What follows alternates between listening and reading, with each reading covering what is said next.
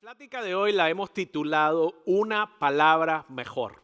Una palabra mejor. Y hoy se celebra el Domingo de Ramos a través de todo el mundo, donde el mundo cristiano en realidad está celebrando el inicio de la Semana Santa. En otras palabras, la pasión, la muerte, la crucifixión y la resurrección de Jesucristo.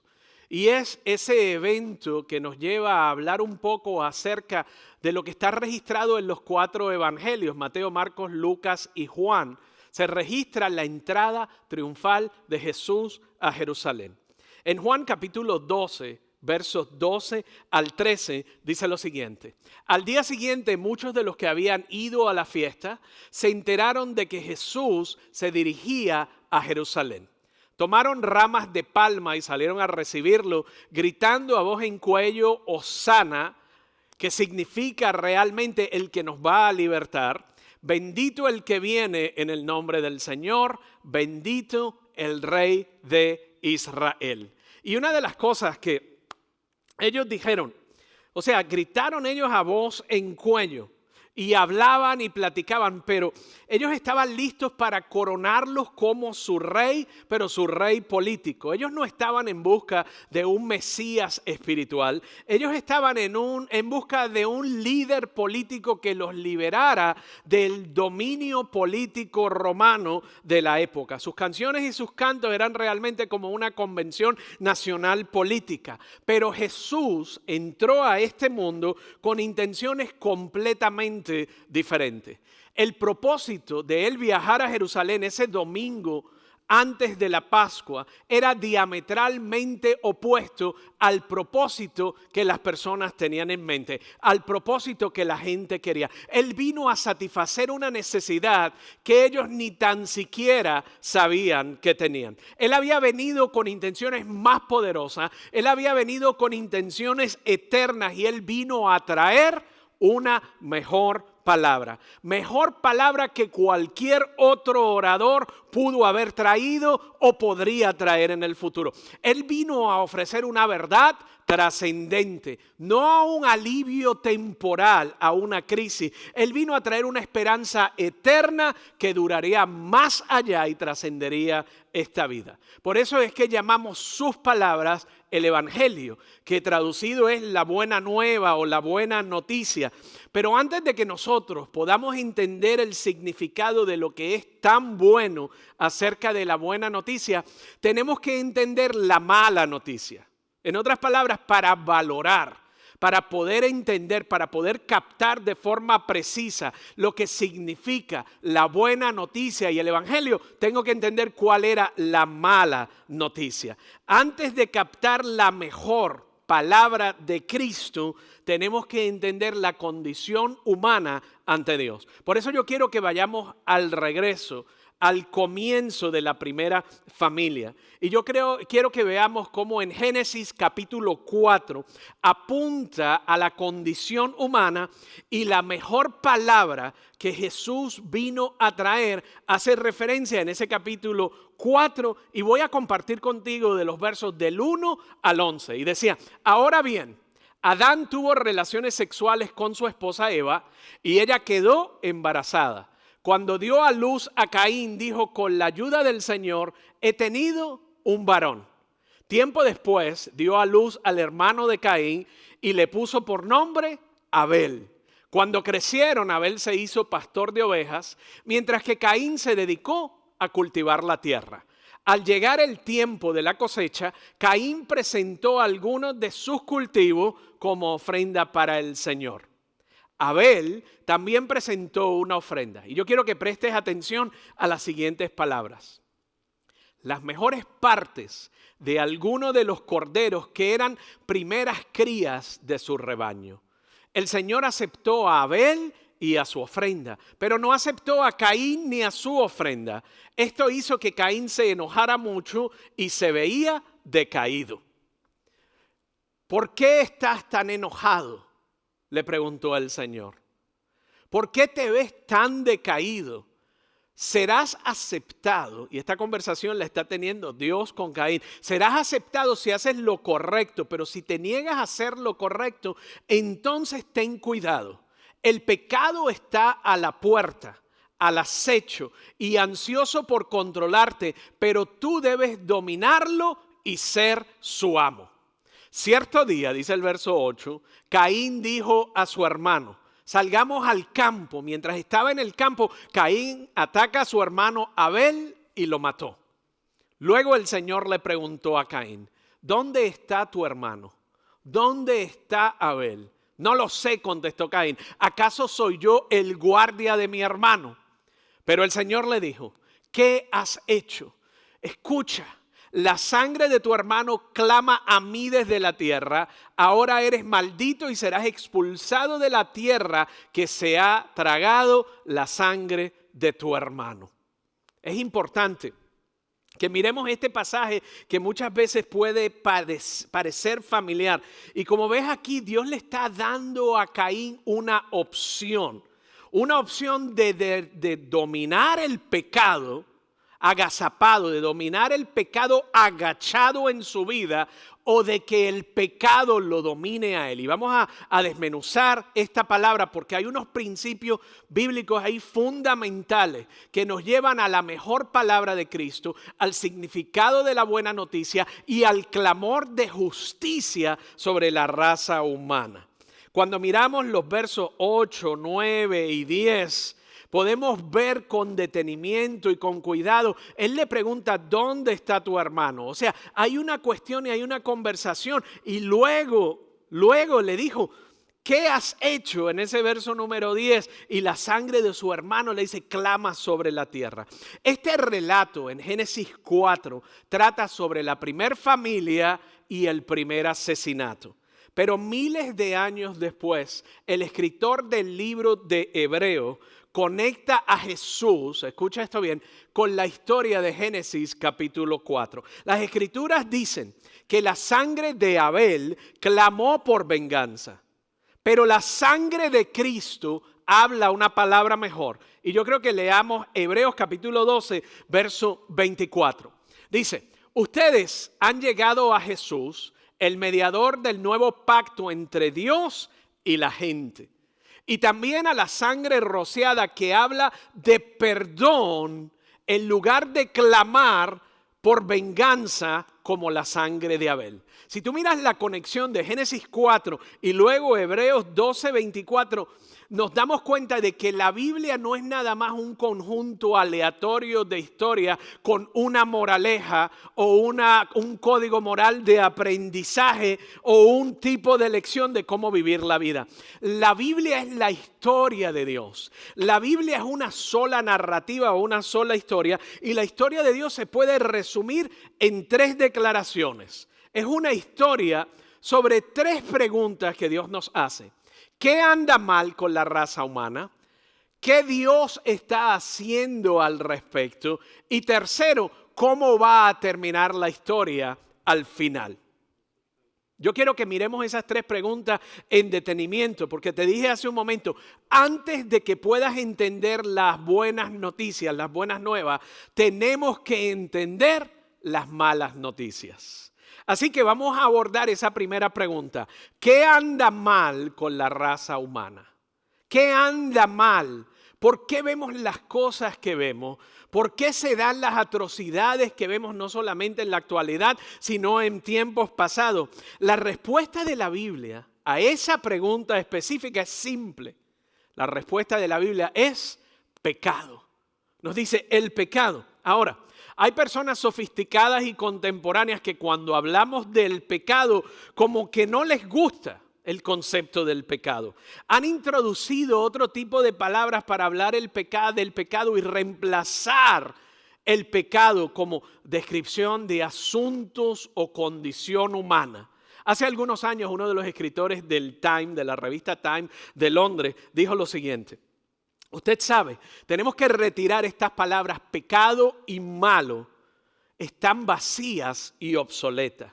Pero si tú obvias o eliminas la palabra pecado de tu vocabulario, si tú haces eso, ¿qué palabra utilizarías para describir la trata de esclavos? Tanto en el pasado como en el presente, el tráfico humano, la prostitución infantil, las atrocidades de guerras u otro tipo de violencia, ¿qué palabras utilizaría? Hay gente que quizás las llama, la psicología, la sociología ha venido a desarrollar términos como rompiendo las normas sociales o comportamiento disfuncional. Esas palabras, en mi opinión, y desde la perspectiva bíblica, no son lo suficientemente profundas, no tienen la profundidad para lidiar con las realidades de lo que de verdad está sucediendo en este mundo y la realidad de lo que realmente está mal en este mundo. Tenemos que recuperar en nuestro vocabulario la palabra pecado. Y este pasaje de Génesis nos habla con mucha claridad con relación al pecado. Aprendemos mucho sobre lo que la Biblia quiere decir con el término pecado. Y quiero que vayas pensando en esto porque cuando escuchas la palabra pecado, ¿qué es lo primero que viene a tu mente? Génesis 4, en este pasaje honesto y triste de la vida de Caín y de la vida de Abel, aprendemos 4 cosas acerca del pecado. Primero, el pecado es poderoso. Segundo, que el pecado se esconde. El pecado es sutil, pero tenemos una esperanza de victoria sobre el pecado. Esto no es una plática, de hecho, sobre las malas noticias del pecado. Es una plática sobre las buenas nuevas de la gracia de Dios encontradas a través de Cristo Jesús. Es una plática acerca de ponernos a pensar, ponernos a reflexionar sobre lo que significa la Semana Santa, sobre lo que implica la Semana Santa para mí, sobre el significado de la pasión, la crucifixión, la muerte y luego la resurrección de Jesucristo. Así que yo voy a tratar de pasar la mayor cantidad de tiempo hoy ayudándote a entender la mala noticia para que luego podamos valorar la buena noticia. ¿Están conmigo hasta aquí? Miremos primero lo que este pasaje nos dice acerca del pecado. Te di cuatro características descriptivas del pecado en este pasaje. Lo primero es, el pecado es poderoso. El pecado es poderoso. El verso 7 nos dice, el pecado está a la puerta, al acecho y ansioso por controlarte. Esta es la descripción que Dios le está dando a Caín en una conversación con él, pero es una enseñanza práctica para nosotros. O sea, nos está describiendo el pecado y el efecto que puede tener en nosotros. En otras palabras, imagínate un leopardo o un tigre o otro animal depredador agachado en las sombras, escondiéndose, o una serpiente enroscada, lista para saltar y atacar y matar. Eso es lo que nos está diciendo, lo que le estaba diciendo Dios a Caín, que es el pecado. Le dijo, el pecado es depredador y cuando entras en él puede tomar vida propia en ti. Cuando Dios usa esta imagen del pecado, nos está diciendo que el pecado tiene una presencia permanente y creciente en nuestras vidas. Antes de que te desconectes y digas, eso no es para mí, hay unas cosas que no solo tienen que ver con estos pecados atroces, sino que el pecado de cualquier tipo marca nuestra vida, tiene cualidad permanente y una vez que se comete el pecado, no termina ahí la cosa. El pecado no es solo un acto, se convierte en una fuerza que tiene el poder de influir en la vida de una persona. Cuando nosotros empezamos a hacer algo que está mal y cruzamos una línea para cometerlo, cada vez que nosotros cruzamos esa línea, se vuelve más fácil volver a cruzarla de nuevo. Y finalmente lo has hecho la suficiente cantidad de veces que se hace difícil dejar de hacerlo. Así que ¿cómo entramos? Así es como entramos en el patrón de un pecado habitual. En otras palabras, se convierte en una fuerza en nuestras vidas. Cuando tú pecas, el pecado no desaparece. Cuando tú pecas, el pecado no desaparece. El pecado se convierte en una presencia en tu vida. Tú empiezas pecando, pero luego el pecado se adueña de ti. Tú comienzas pecando, pero luego el pecado se adueña de ti. Hay un dicho viejísimo que dice, el pecado te llevará más lejos de lo que quieres ir. Te mantendrá más tiempo de lo que quieres quedarte y te costará más de lo que quieres pagar. Tú puedes decir, yo no voy a perdonar a esa persona por lo que me ha hecho. La falta de perdón es pecado. Escúchame bien, puede que hayan cometido una injusticia en tu contra, pero la decisión de no perdonar, y hay gente que tiene dificultad con perdonar, ese pecado de falta de perdón envenena cualquier otra relación en tu vida sin que tú te des cuenta. Piensa en eso por un momento. Lo hace de una manera que ni siquiera te das cuenta, ni ves, ni conoces. El pecado de la falta de perdón endurece tu corazón. El pecado de la falta de perdón te endurecerá. Es un filtro en tu vida. El pecado no es solo un acto, se convierte en una fuerza que influye en la totalidad de tu vida. Y eso es peligroso. Recuerda lo que el apóstol Pablo dijo en Gálatas. Él le dijo a la iglesia en Gálatas capítulo 6, 7 y 8. No se dejen engañar. Nadie puede burlarse de la justicia de Dios. Siempre se cosecha lo que se siembra. Escucha eso bien con relación a lo que acabo de decir. Los que viven solo para satisfacer los deseos de su propia naturaleza pecaminosa cosecharán de esa naturaleza destrucción y muerte. Pero los que viven para agradar al Espíritu, del Espíritu cosecharán vida eterna. Vamos a cosechar lo que sembramos. El pecado no solo entra en ti, el pecado crea una presencia a tu alrededor, mancha y afecta el tejido de tu vida. Y lo has visto en acción. Por ejemplo, los que odian tienden a ser odiados. Los cobardes tienden a ser abandonados. Los mentirosos tienden a que otros mientan acerca de ellos. Los mentirosos tienden a que otros mientan y le mientan a ellos. El que vive por la espada, dijo Jesús, morirá por la espada. Si un médico te dijera que hay un tumor canceroso en tu cuerpo, tú no dirías, un día de esto lo voy a tratar. Claro que no. Tú le dirías, vamos a tratar esto de la forma más agresiva posible, vamos a removerlo, no lo quiero en mi vida, no lo quiero en mi cuerpo, porque cuanto más tiempo tú sabes que le permites a ese tumor canceroso estar en tu cuerpo y permanecer, más daño causará. Sin embargo, cuando se trata del pecado, no solo estamos violando las normas sociales, no solo estamos viviendo bajo un mal hábito o un comportamiento disfuncional, es un cáncer espiritual que va a destruir nuestra vida. Muchas veces no lo tomamos lo suficiente en serio y pensamos que la Semana Santa va y viene y es un tiempo para ver películas y entristecernos con las películas de la crucifixión. Pero el pecado es una fuerza y fue la razón de su muerte. El pecado es una fuerza poderosa. Pero una de las razones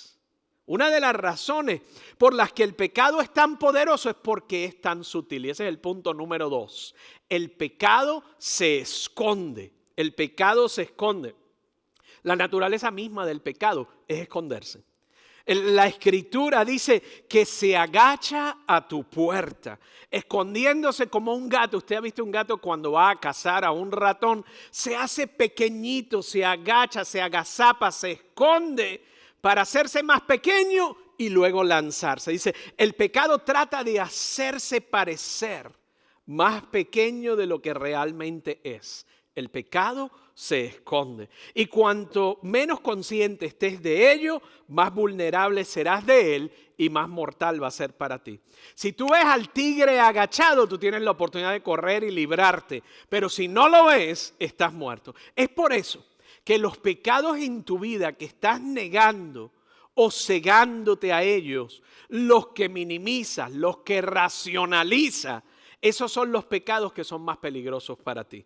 Por definición, los pecados agachados en tu vida son los que te dominarán, son los que sin darte cuenta te pegan y te dan un golpe de knockout, te noquean. Mientras digamos, por ejemplo, que la adicción al trabajo es parte de una buena ética de trabajo, que es una cualidad de una persona trabajadora. Mientras mires a tu rencor como justificable por lo que te hicieron, cuando miremos el materialismo como ambición sana, mientras miremos la arrogancia como una autoafirmación saludable, cuando veamos nuestra vanidad y obsesión con la apariencia como aseo personal adecuado, nos volvemos vulnerables y estamos en negación. De hecho, los pecados que tienen el mayor poder en tu vida son los que nunca ves. La pregunta que te hago es, ¿puedes nombrar los pecados agazapados en tu vida?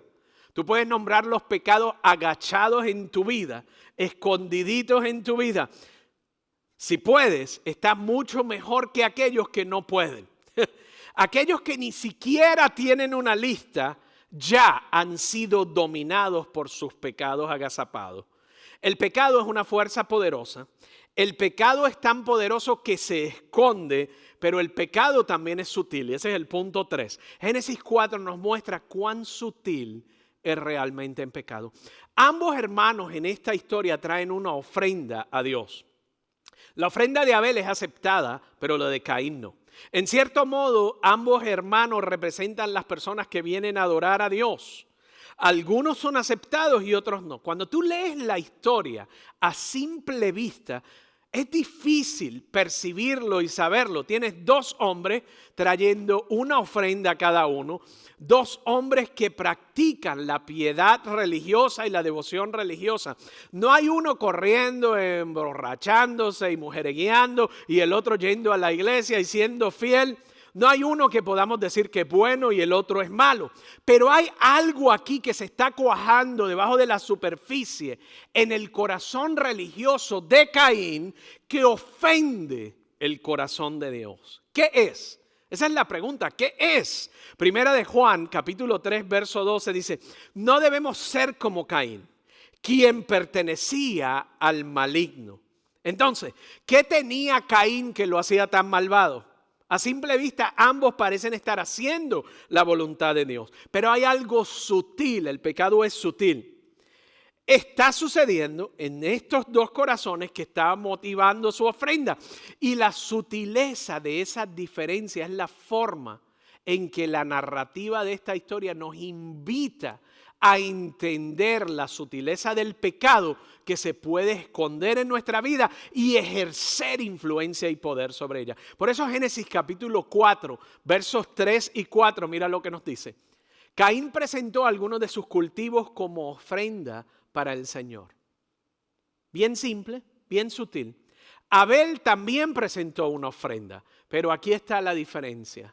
Abel presentó las mejores partes de algunos de los corderos que eran primeras crías de su rebaño. Caín presentó algunos cultivos. Abel presentó las mejores partes de los corderos que eran las primeras crías de su rebaño. Y ahí está la clave sutil para que podamos mirar. Cada año el ingreso de un pastor de ovejas está bien conectado, bien vinculado a la cantidad de corderos que va a nacer durante ese año. La lógica te dice que esperes y luego darle al Señor después de ver cuántos animales iban a nacer. De esa manera tú podrías dar un diezmo exacto. Si le das 2 corderos temprano en la temporada y luego solo nacen 4, significa que le diste el 50% y a lo mejor eso es algo demasiado exagerado y desorbitado. Por un lado está la persona que calcula meticulosamente y lleva cuentas asegurándose absolutamente de que le dan a Dios solo lo que le tienen que dar para satisfacerlo. Pero por otro lado está la persona como Abel, con un corazón abierto, donde no estaba calculando, donde no lleva cuentas, donde anda caminando en libertad y en alegría y en gozo. Y hay un total abandono, y esta es la clave, y una total confianza en Dios. Y ahí es donde vemos a Abel. Abel no se limitó a llevarle a Dios una parte aleatoria para cumplir con los requisitos religiosos. Él trajo las mejores partes de los primeros corderos sin saber, piensa esto, sin saber cómo el resto de la temporada de parto iba a marchar. Hay en Abel un espíritu diferente. Hay algo que marca la vida de Abel y la ofrenda de Abel. Un nivel diferente de compromiso, de entrega, de gozo, de libertad y de confianza en Dios. Obtenemos más claridad sobre esto cuando vamos al libro de Hebreos, capítulo 11, verso 4. Fue por la fe. Fue por la fe que Abel presentó una ofrenda más aceptable que la que presentó Caín. La ofrenda de Abel demostró que era un hombre justo y Dios aprobó sus ofrendas. Aunque Abel murió hace mucho tiempo, todavía nos habla por su ejemplo de la fe. Cuando él dice fue por la fe, fue una fe de entrega, fue una fe de compromiso, fue una fe de decirle, Señor, mis circunstancias no determinan mi futuro. Mi futuro lo determinas tú. Y Abel dijo, antes de que yo sepa lo que voy a tener, cuántos críos voy a tener, yo te voy a dar a ti lo primero, lo mejor, sin contarlo, sin detenerlo. Y mostró una fe. ¿Cuál era la fe? Una fe de entrega. Obviamente su hermano Caín también tenía fe. Él creía en Dios, pero la creencia de Abel y la creencia de Caín eran muy distintas. Independientemente de cada uno de ellos, llevó y mostró su ofrenda. Hay dos motivaciones para darle una ofrenda a Dios. Una es darle a Dios una ofrenda en respuesta a la salvación. Pura gratitud por la gracia salvadora. La única otra razón por la que alguien da una ofrenda es como un medio de salvación. Un intento de manipular a Dios. Una forma de hacer que Dios te bendiga. Una forma de hacer que Dios te recompense. Una forma de persuadir a Dios para que responda a tus oraciones y convencerlo que mereces ir al cielo. Tú puedes ver la diferencia de cada uno de ellos. Claramente, cuando las cosas en la vida no salen como deberían, cuando Dios no los está bendiciendo, Dios no los está prosperando, la vida se está desmoronando. Caín se pone absolutamente furioso en esos momentos. Dios le debe por su esfuerzo y por sus ofrendas según la forma de pensar de Caín.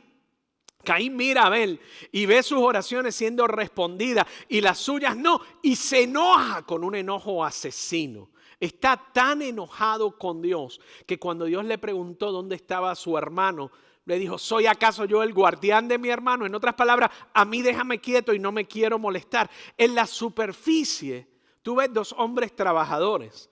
Ambos asisten a la iglesia, ambos tratando de hacer la voluntad de Dios, pero uno con total confianza en Dios y otro con total confianza en sí mismo.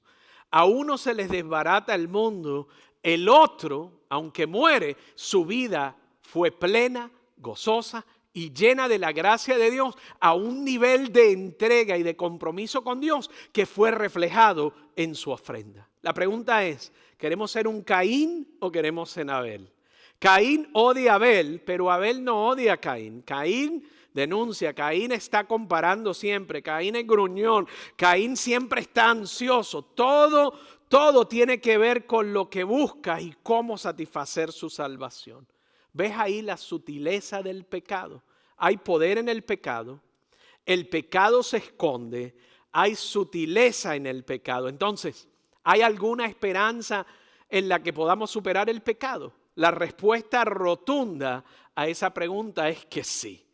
Y así es como Jesús conecta la narrativa de Génesis 4. Él vino a traernos una palabra mejor. Él vino a traer una palabra que ofrece esperanza de victoria sobre el pecado. Y ese es mi cuarto punto y el último punto. Esperanza de victoria sobre el pecado. Tú ves aquí dos cosas sobre Dios en este pasaje. El primero, su gracia, y segundo, su justicia. Dios viene a Caín antes y después de él cometer un asesinato. En ambas ocasiones, Dios viene haciendo preguntas. Él hizo preguntas de sondeo en gracia antes del asesinato, para hacer que Caín más que nada revisara su corazón, no fuera dominado por el pecado que estaba agachado a su puerta. ¿Se acuerdan de eso? Luego del asesinato, Dios regresa a Caín y le pregunta a Caín, ¿dónde está tu hermano? Es lo mismo que hizo con Adán y Eva y les preguntó, ¿dónde están? ¿Dónde estás tú? Una de las cosas más conmovedoras de Génesis 3 y 4 es la forma en que Dios viene a nosotros cuando fallamos. Él no aparece reprendiéndolos por su fracaso, sus errores. Él viene de forma tierna haciendo preguntas. Pero tienes que saber que cuando Dios te hace una pregunta, no es porque desconoce la información, es porque quiere que pienses y reflexiones acerca de tu condición. Él no está tratando de descubrir algo que está pasando, Él está tratando de hacerte entender la condición de tu propio corazón.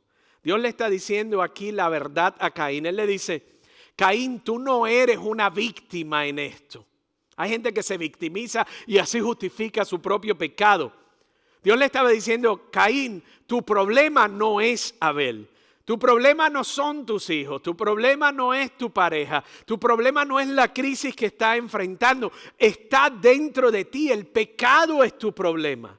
Pero si Caín cree por error que Abel es su problema, va a también creer que matar a Abel va a resolver y a solucionar el problema.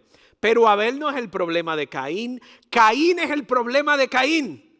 El pecado es el problema de Caín. El pecado es mi problema. El pecado es tu problema. No es tu cónyuge, no son los hijos, no es el trabajo, no es la situación. El pecado es el problema de la condición humana.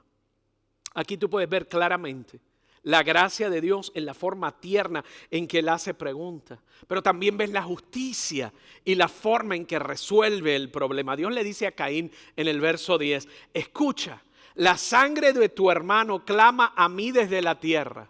En otras palabras, se ha cometido injusticia y la sangre derramada de Abel clama venganza. Aquí es que está el meollo del asunto. Aquí es que yace la esperanza de nuestra victoria sobre el pecado. Yo quiero que escuches atentamente. El Nuevo Testamento nos dice, Jesucristo es el Abel consumado, que habla una mejor palabra sobre nosotros. Hebreos 12:24 dice, ustedes han llegado a Jesús, el mediador del nuevo pacto entre Dios y la gente. También la sangre rociada que habla de perdón. La sangre de Abel clamaba por justicia. La de Cristo habla de perdón en lugar de clamar por venganza como la sangre de Abel. Muchos años después de Abel aparece otro hombre parecido a Abel que vino al mundo lleno de Caín. El libro de Hebreos lo que nos está diciendo es cuando Jesucristo derramó su sangre en aquella cruz, una víctima inocente de la injusticia, su sangre clamó, pero de una manera nueva, de una manera diferente a la de Abel. La sangre de Cristo clama con una palabra mejor. En lugar de exigir venganza, la sangre de Cristo clama por misericordia y por perdón. Pero tienes que entender esto. Jesús no murió solo como una víctima de la injusticia, también murió por diseño. Él murió en tu lugar y en mi lugar, en nuestro lugar como sustituto. Él murió para pagar la pena por las injusticias que se han cometido. Cuando tú lees Hebreos 12, donde la sangre de Cristo habla una mejor palabra que la sangre de Abel, ¿qué es lo que está diciendo? Y con esto voy a cerrar. Dice que Jesús es tu mediador. Y en cierto sentido Jesucristo está de pie frente al trono de su Padre y dice, Padre, tu ley exige justicia. Estas personas aquí han pecado. La paga del pecado es muerte. Pero todas las personas que creen en mí, he pagado por su pecado con mi sacrificio. Aquí está mi sangre clamando por su perdón y por tu justicia. Tu justicia exige que se condene a mis hermanos y hermanas. Pero porque los he cubierto con mi sangre, he pagado por su pecado, sería injusto que ellos paguen de nuevo por su propio pecado. Porque todo aquel que cree en Jesucristo y que ha dicho, Padre, perdóname, confiesa a Jesucristo como Señor en su vida, Deja y permite que el sacrificio de la cruz lo cubra, traiga perdón a su vida, traiga buena noticia a su vida. ¿Sabes lo que eso significa? Significa lo que dijo Pablo en Romanos 8. No hay condenación para los que están en Cristo Jesús. Nada ni nadie te puede apartar de su amor. Nada ni nadie te puede condenar cuando has sido perdonado por Cristo Jesús. ¿Por qué? Porque Él pagó por tu pecado. Él pagó por tu pecado. Ya ves cómo la sangre de Cristo, lo que significa la Semana Santa, cómo la sangre de Cristo habla mejor, es la mejor palabra, exigiendo la justicia de Dios para ti y no su venganza, exigiendo el perdón de Dios para ti y no su juicio. Esa es la esperanza de tu victoria en Cristo Jesús sobre el pecado. Cuando realmente tú sabes esto, entra en ti, se adueña de ti la gracia y el amor de Dios. Te mueve, te sacude, te transforma y cambia lo más profundo de tu alma y trae una seguridad, trae un equilibrio, trae una paz, trae un fundamento, pone en ti un ancla que no te puede mover. Bienaventurado el que viene, porque su sangre habla mejor. Yo quiero invitarte y cerrar este tiempo reconociendo que el pecado es un problema para nosotros y que la Semana Santa representa la solución de Dios al problema de la humanidad y del pecado. Representa restauración, representa que no tienes que hacerlo por ti solo. Representa que hay una esperanza para esas adicciones, para esa falta de perdón, para esa dureza del corazón, para ese pecado escondido, agachado, agazapado que nadie sabe, que nadie conoce. Él te dice, yo puedo entrar a tu corazón si me lo permites. Quiero traer favor y quiero traer gracia y quiero traer bendición sobre tu vida. Yo quiero invitarte a que hagas esta oración conmigo. Y dile hoy, Cristo, reconozco que soy pecador. Dile, me arrepiento de mis pecados. Te pido perdón. Gracias, Cristo, por una mejor palabra. Gracias, Cristo, por ser la respuesta a mi problema. Gracias por perdonar mis pecados. Gracias por darme paz por sobre mis circunstancias. Esa oración básica, pero fundamental en nuestras vidas, trae transformación, trae esperanza y trae cambio a tu vida. Si tú oraste esa oración conmigo, me encantaría que nos envíes un texto porque quiero enviarte información. Envíanos un texto al 31996 y escribe las 3 palabras, corre a Dios. Corre a Dios. Porque es lo que está haciendo hoy. Él corrió a ti. En ese domingo de Ramos, donde Él entró de forma triunfal a Jerusalén, sabía que esa Semana Mayor, que esa Semana Santa, llena de tragedia, llena de dolor y llena de angustia para Él, era la que iba a traer esperanza y transformación a tu vida. Era la que iba a traer una perspectiva eterna a la crisis, al problema, a la desesperación, a lo que parece derrumbarse en este momento en tu vida. Mi oración es que esta Semana Santa sea una transformadora para ti, que te llene de su gracia, de su amor, de su poder y que seas transformado por su presencia. Quiero que te unas a nosotros en este último canto, como un momento de reflexión, como un momento de adoración y como un momento de venir ante el trono de la gracia con valentía. ¿Por qué? Porque Jesús es tu mediador, porque Jesús es tu perdonador, porque Él borró todos tus pecados y te ha dado una vida nueva, una nueva oportunidad, un nuevo nombre. Y hoy tu nombre ha sido escrito en el libro de la vida. Que Dios te bendiga y te guarde. Que Él haga resplandecer su rostro sobre ti y tenga compasión de ti. Que Él alce su vista hacia ti y te dé paz en cada área de tu vida.